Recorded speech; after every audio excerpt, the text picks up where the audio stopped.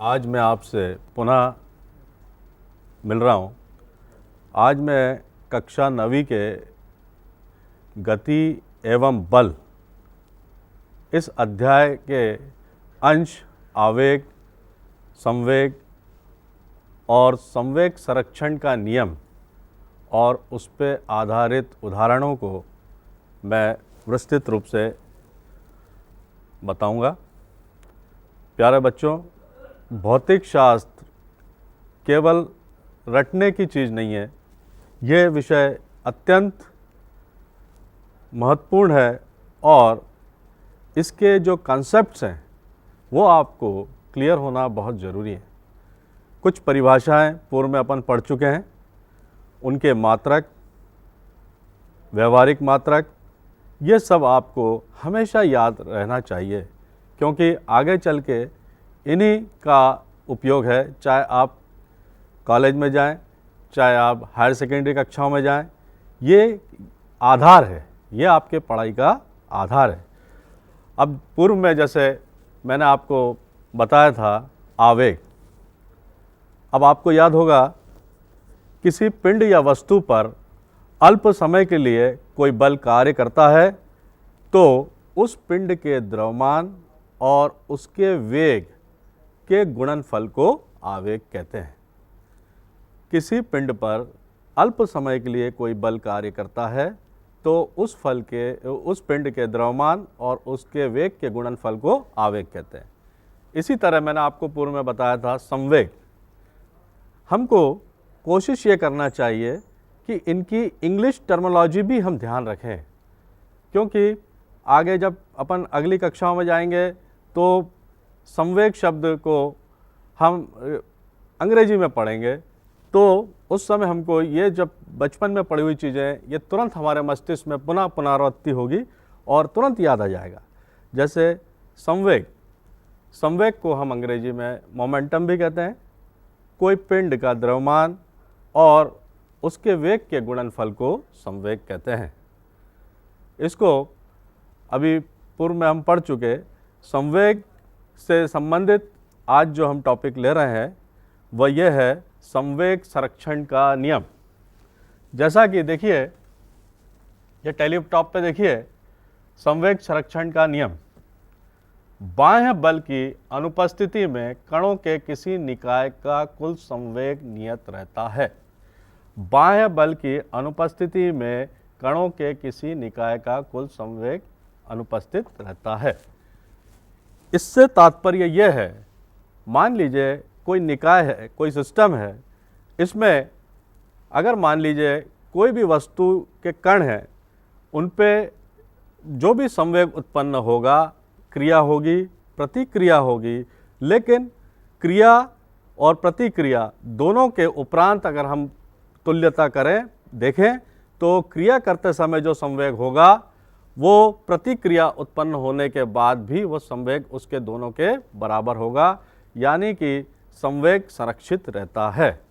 अब मैं अगर आपको थोड़ा सा उदाहरण देके इसको समझाना चाहूँगा। मान लीजिए दो गोले हैं, कोई भी द्रव्यमान के दो गोले हैं। एक गोला जिसको कि मैंने A से निरूपित किया है, दूसरा गोला जिसको मैंने B से निरूपित किया है। A गोले का द्रव्यमान m1 है, B गोले का द्रव्यमान m2 है। ये दो गोले हैं और एक ही दिशा में गतिमान हैं, एक ही दिशा में प्रारंभिक वेग, इनका कुछ ना कुछ प्रारंभ में वेग होगा। u1 गोले A का प्रारंभिक वेग, u2 गोले B का प्रारंभिक वेग। प्यारे बच्चों, मैं आपसे फिर से ये कहना चाहूँगा कि प्रारंभिक वेग भी दो प्रकार का, प्रारंभिक वेग, अंतिम वेग। प्रारंभिक वेग को हम हमेशा u से दर्शाते हैं, अंतिम वेग को हम हमेशा v से दर्शाते हैं। कंफ्यूज होने की बात नहीं है, क्योंकि हमको यहाँ पे शुरू से, नहीं तो कोई बच्चा बोलेगा कि सर u वेग जो है, आपने यहाँ पे वेग u लिखा, यहाँ पे आप वेग v लिख रहे हैं। लेकिन सामान्य तौर पर भौतिक शास्त्र में जो प्रारंभिक वेग लिया जाता है वो u लिया जाता है और अंतिम वेग v लिया जाता है। अब जैसे देखिए, गोले A का द्रव्यमान m1 है उसका प्रारंभिक वेग u1 है, गोले B का द्रव्यमान m2 है, इसका प्रारंभिक वेग u2 है। अब ये दोनों एक ही दिशा में गतिमान है, लेकिन अगर मान लीजिए ये दोनों गोले एक ही दिशा में गतिमान है, अगर हम ये माने कि जो गोला ए है उसका वेग गोले बी के वेग से अधिक है, यानी कि u1 is greater than u2, यानी प्रारंभिक वेग जो गोले ए का है वो गोले u2 से अधिक है। अब क्या होगा प्यारे बच्चों, अब होगा ये कि दोनों एक ही सरल रेखा में गतिमान है। कुछ देर बाद ये होगा कि गोला ए जो है गोले बी में टक्कर मार देगा, गोला ए जो है गोले बी में टक्कर मार देगा। अब फिर यहां बात आई आवेग की। जब गोला ए गोले बी को टक्कर मारेगा तो आवेग के कारण गोले बी के अंदर क्रिया उत्पन्न होगी। आवेग के कारण गोले बी में क्या होगा, क्रिया उत्पन्न होगी। और अब अभी अपन पूर्व में फिर पढ़ चुके, देखिए हर नियम पुनरावृत्ति हो रही है। अभी हम पहले पढ़ चुके न्यूटन का तृतीय नियम, हर क्रिया की विपरीत क्रिया होती है।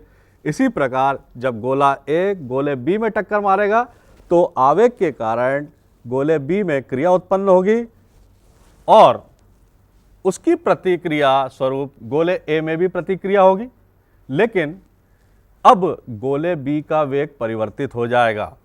पहले वो u2 वेग से गतिमान था, लेकिन गोला ए जब उसमें टकराया तो उसका वेग परिवर्तित हो गया, अब उसका वेग हो जाएगा v2। इसी प्रकार प्रतिक्रिया स्वरूप प्रतिक्रिया के कारण गोले एक का जो गोला ए था उसका प्रारंभिक वेग u था, लेकिन चूंकि वो टकरा गया b के साथ तो उसके वेग में भी परिवर्तन होगा, अतः इसका वेग भी परिवर्तित हो जाएगा और वो v1 हो जाएगा। वो क्या हो जाएगा, v1।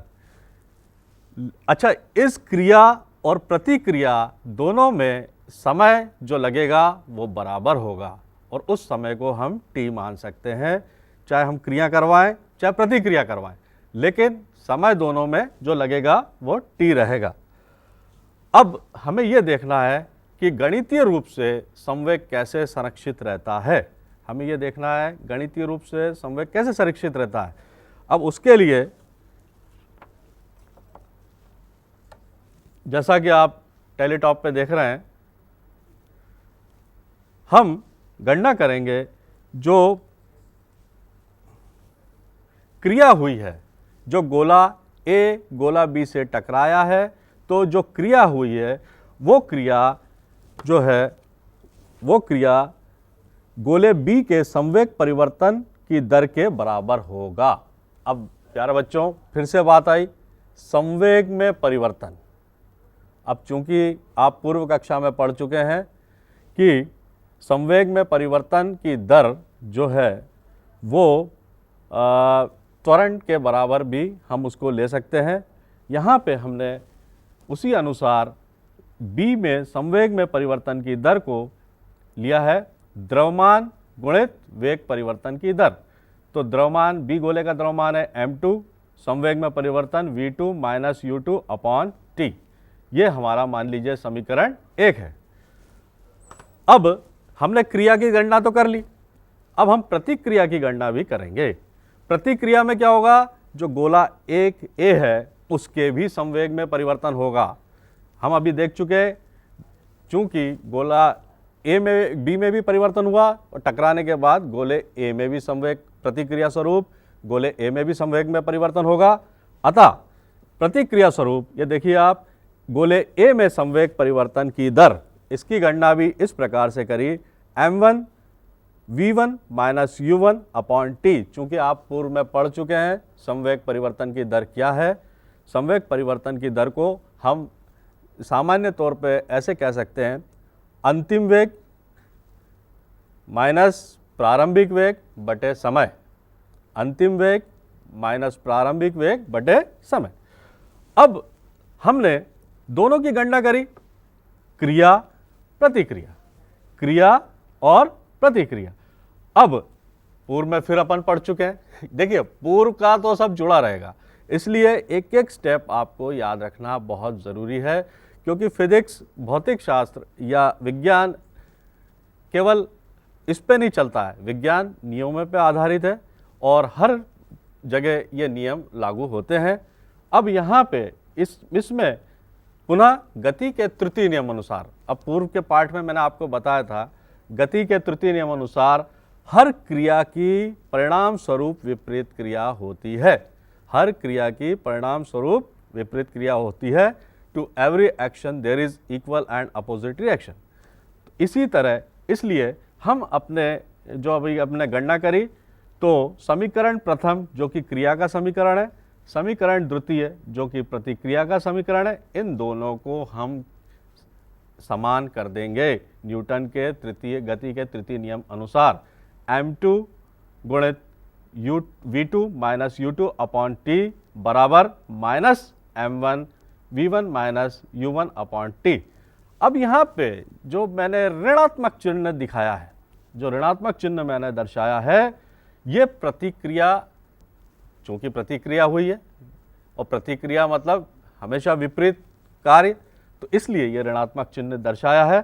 इसके बाद इसके पश्चात अगर जब हम ब्रैकेट खोलेंगे m2 v2 minus m2 u2 बराबर minus m1 v1 plus m1 u1, पक्षांतर कर देंगे, u1 वाले एक तरफ ले आएंगे और v1 वाले एक तरफ कर देंगे।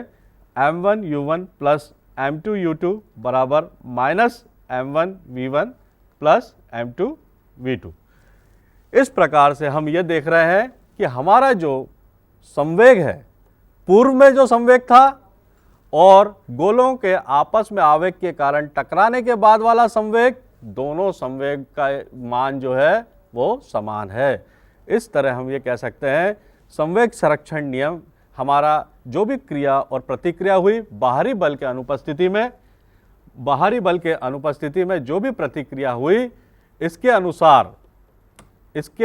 अनुसार हमारा जो संवेग है वो परिवर्तित नहीं हुआ, क्योंकि दोनों के मान क्या हुए, समान आ गए। छोटा कर दीजिए इसको, दोनों के मान क्या आ गए, समान हो गए। तो ये गणितीय रूप से भी हमने देखा, पूर्व में जो गोले का जो प्रारंभिक संवेग था, टकराने के पश्चात जो संवेग में परिवर्तन, गोले में जो परिवर्तन हुआ उसका जो संवेग था, और बी में जो परिवर्तन हुआ, दोनों संवेगों को हमने बराबर करके देखा, तो गणितीय रूप से भी इनका मान समान आया। अतः हम इस कह सकते हैं यही एक संवेग संरक्षण का सिद्धांत है।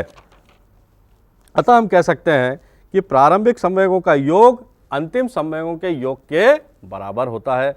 तो प्यारे बच्चों, संवेग संरक्षण सिद्धांत को हम अंग्रेजी में law of conservation of energy भी कहते हैं। Law of conservation of momentum, sorry not energy, momentum भी कह सकते हैं। तो आप देखिए कि इन सारी प्रक्रिया में न्यूटन का नियम भी आया, संवेग परिवर्तन भी आया, आवेग भी आया, तो वेग भी आया। इसलिए हमें जो पूर्व में हमने जो पढ़ा है, हमने जो पूर्व में पाठ में याद करिए आप, वेग, त्वरण, संवेग, आवेग, इनको बिल्कुल अच्छी तरह इसका ज्ञान होना चाहिए, अन्यथा हमको आगे समझ में तकलीफ होगी।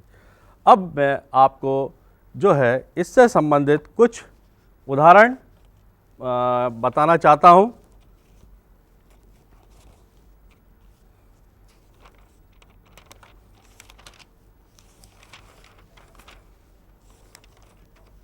देखिए, सर्वप्रथम तो मान लीजिए आवेग संबंधी कुछ उदाहरण है, जैसे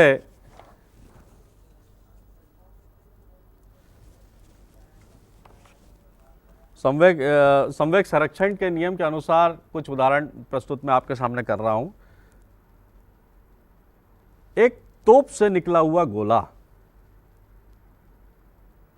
तोप से निकला हुआ गोला, ये किस सिद्धांत पे आधारित है? संवेग संरक्षण के नियम पे आधारित है। हम जो दिवाली के ऊपर रॉकेट चलाते हैं, हम आग लगाते हैं नीचे, तेजी से रॉकेट, जैसे जैसे आग तेजी से नीचे से निकलती जाती है, रॉकेट उतनी ही तेजी से आकाश में गतिमान होता जाता है। ये भी किस पे आधारित है? संवेग संरक्षण के नियम पे आधारित है। तीसरा उदाहरण, जब बंदूक से, राइफल से हम गोली चलाते हैं, राइफल से हम गोली चलाते हैं, उस समय जब गोली चलती है, बंदूक का घोड़ा दबाते हैं तो बंदूक हमें हमारे कंधे को पीछे की ओर ले जाती है प्रक्रिया स्वरूप, लेकिन इस क्रिया में भी संवेग संरक्षित रहता है। ये मैं आपको एक उदाहरण देके बताता हूँ।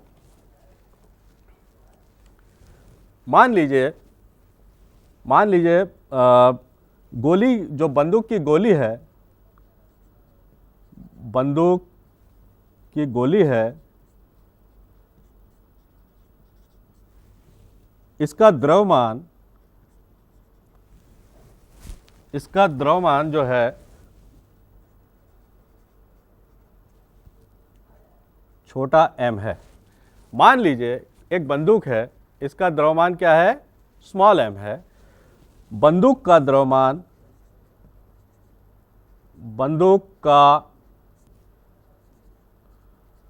द्रव्यमान बराबर कैपिटल M है।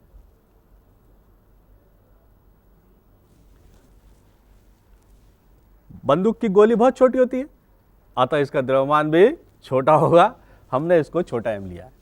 बंदूक जरा भारी होती है, हमने इसका द्रव्यमान बड़ा m लिया। अब प्रारंभ में बंदूक की गोली और बंदूक लोडेड गन है, विराम अवस्था में रहती है। विराम अवस्था में रहती है क्योंकि अभी हमने उसके ऊपर, घोड़े पे कोई हाथ नहीं लगाया। प्रारंभ में बंदूक और गोली किस में रहेगी? विराम अवस्था में रहेगी।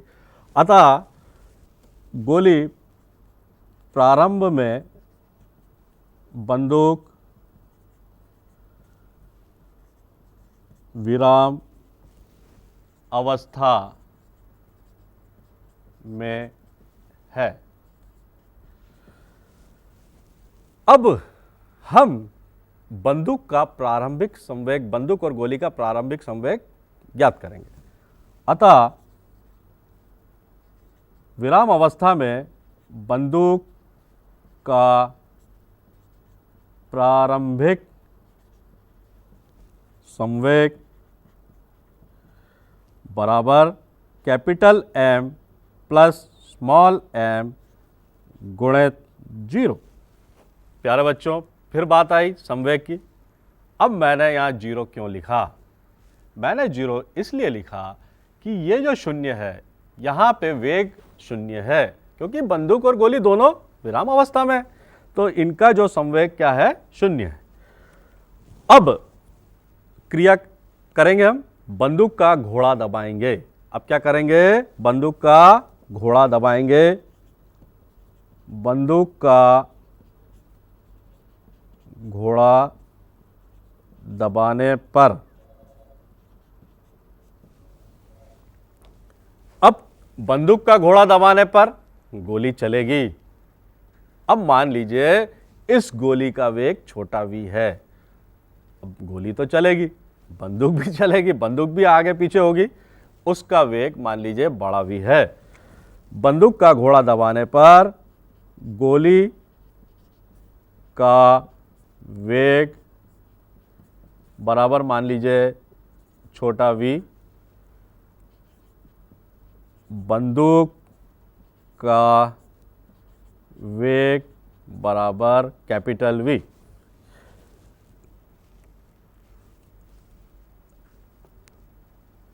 अब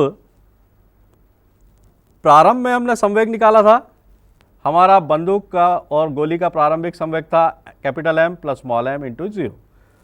अब जो है इसका अंतिम संवेग, गोली चलने के बाद कुल संवेग कितना हो जाएगा, ये हमें निकालना है। तो अंतिम संवेग हम जो है गोली चलने के बाद निकालेंगे, तो उसमें जो पूर्व वाला संवेग है वो भी जुड़ेगा। और देखिए, नया कागज ले लेते हैं, एक मिनट।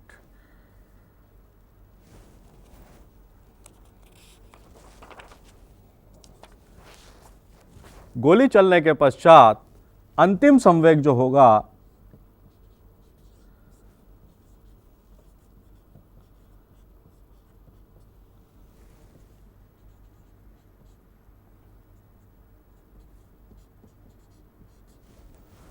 गोली चलने के बाद अंतिम संवेग गोली का संवेग हो गया mv, जिसमें छोटा m गोली का द्रव्यमान है, छोटा वेग गोली का वेग है, बड़ा M बंदूक का द्रव्यमान है, बड़ा V बंदूक का वेग है।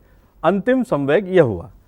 पूर्व में मैंने आपसे फिर कहा, संवेग संरक्षण के सिद्धांत के अनुसार संवेग नियत रहता है, संवेग में कोई परिवर्तन नहीं होता है। अतः ये क्रिया हो गई, प्रतिक्रिया हो गई, लेकिन प्रारंभिक संवेग और अंतिम संवेग बराबर होना चाहिए। अतः हम फिर से देखें, संवेग संरक्षण के सिद्धांत के अनुसार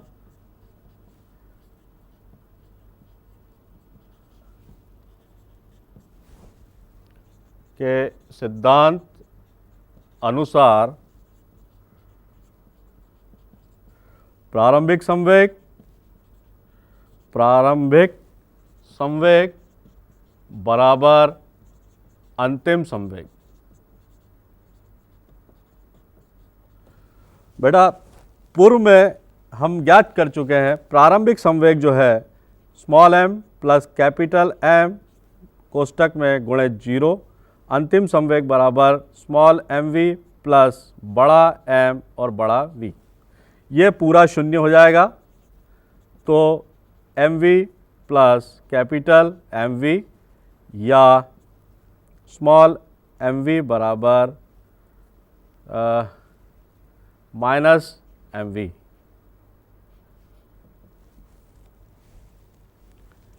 इसका मतलब इस रिलेशन को अगर अपन देखें, इस सूत्र को अपन देखें, इस सूत्र को अगर हम देखते हैं तो इस सूत्र से हम अच्छी तरह समझ सकते हैं कि गोली और बंदूक का संवेग, गोली चलने के बाद का संवेग और पहले का संवेग दोनों बराबर हैं। केवल यहाँ पे एक विपरीत चिन्ह लगा है, विपरीत चिन्ह मतलब ऋणात्मक चिन्ह लगा है, जो कि ये दर्शाता है कि गोली और बंदूक का संवेग समान है, परंतु गोली और बंदूक का संवेग समान है परंतु विपरीत दिशा में है। प्रतिक्रिया स्वरूप किस में है? विपरीत दिशा में है। तो हमारा ये एक उदाहरण था, संवेग संरक्षण के सिद्धांत के आधार पे था। इसी तरह प्यारे बच्चों और भी बहुत सारे उदाहरण हैं और मैं आपको पुनः बता दूं, संवेग संरक्षण का जो सिद्धांत है उसके अनुसार बाएं बल की, पुनः देख लें आप, संवेग संरक्षण के नियम के अनुसार बाएं बल की अनुपस्थिति में कणों के किसी निकाय का कुल संवेग नियत रहता है और ये बहुत ही महत्वपूर्ण सिद्धांत है। इसी पे आधारित हमारे रॉकेट नोदन आगे की कक्षाओं में आप पढ़ेंगे। रॉकेट नोदन और अन्य सिद्धांत जो कि प्रक्षेपण में यूज़ करते हैं, इसी सिद्धांत के आधार पे किए जाते हैं। बहुत सारे उदाहरण हो सकते हैं। नाव के यात्री का नाव से किनारे पे कूदना, कई उदाहरण हैं। अब आप अपनी पुस्तक से और अपने गुरुजी से इस संदर्भ में और पूछ सकते हैं। अब इसके बाद आपका जो नेक्स्ट टॉपिक है वो है सरल आवर्त गति। कुछ एक थोड़ा सा हम सरल आवर्त गति की भी चर्चा करेंगे। सरल आवर्त गति क्या होती है? जब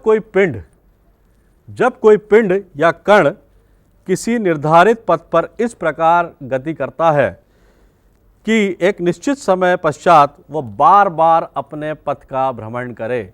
जब कोई पिंड या कण किसी निर्धारित पथ पर इस प्रकार गति करता है कि किसी निश्चित समय के बाद वह अपने पथ पर बार बार गति करे, इस गति को हम आवर्त गति कहते हैं। प्यारे बच्चों, आपने झूला देखा? झूला जब पेड़ पे लगा होता है, एक बार उसको धक्का दे देते हैं, वो पुनः अपनी जो विराम अवस्था वाली स्थिति रहती है, बीच वाली, उससे बार बार होकर आगे पीछे दोलन करता रहता है। ये गति कौन सी है? सरल आवर्त गति। इसी प्रकार घड़ी का पेंडुलम आपने देखा होगा। घड़ी का पेंडुलम भी सरल आवर्त गति करता है। मान लीजिए ये कोई एक दृढ़ वस्तु है, यहाँ से एक धागे के द्वारा ये एक पेंडुलम मैंने बांध दिया है। इस पेंडुलम को या गोलक, इसको हिंदी में प्यारे बच्चों गोलक भी कहते हैं और इंग्लिश में पेंडुलम कहते हैं। पेंडुलम या गोलक या लोलक, ये एक ठोस धातु का बना हुआ रहता है। हुक के सहारे इसको धागे से ऐसे बांध दिया जाता है। इसको कुछ थोड़े से कोण के साथ विस्थापित कर दिया जाता है। मान लीजिए इसको मैंने थीटा कोण से विस्थापित कर दिया, तो जितने कोण से मैंने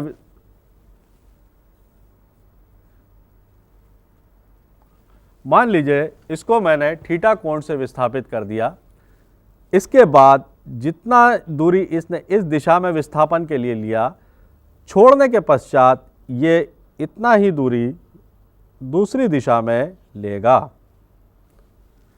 और यहाँ से लेके यहाँ तक का जो धागा है इसकी दूरी मान लीजिए L है। अब प्यारे बच्चों, जो बल मैंने लगाया वहाँ तक ले जाने के बाद उस पेंडुलम को मैं ले गया और मैंने छोड़ दिया। इसके बाद ये इस प्रकार से अपनी माध्य स्थिति से दोलन करने लगा। अब ये जो गति है, अगर हम इसको ध्यान से देखें तो इसकी गति जितना विस्थापित ये दाएं दिशा में होगा उतना ही विस्थापित ये बाएं दिशा में होगा और ये क्रम लगातार चलता रहेगा। कुछ समय पश्चात अलबत्ता जरूर ये अपनी विराम अवस्था में आ जाएगा, क्योंकि बल जो लग रहा है वो धीरे धीरे क्रमशः उसका बल कम होता चला जाएगा। ये गति भी मुख्य रूप से सरल आवर्त गति है।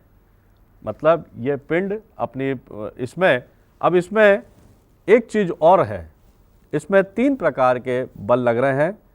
मान लीजिए ये जो पेंडुलम है इसका भार लग रहा है नीचे की ओर, उसको हम mg, m इस पेंडुलम का द्रव्यमान है। एक इसका सीधा बल है क्षैतिज घटक mg cos थीटा और एक इसका ऊर्ध्वाधर घटक mg sin थीटा। लेकिन अभी आपको ये घटकों से मतलब नहीं है, केवल ये आपको समझाने के लिए आपकी पुस्तक में नहीं दिया है, लेकिन ये बता रहा हूं मैं कि ये जो mg sin थीटा बल है ये प्रत्यानयन बल है, जो कि पेंडुलम को अपनी माध्य स्थिति पे लाने में सहायता करता है।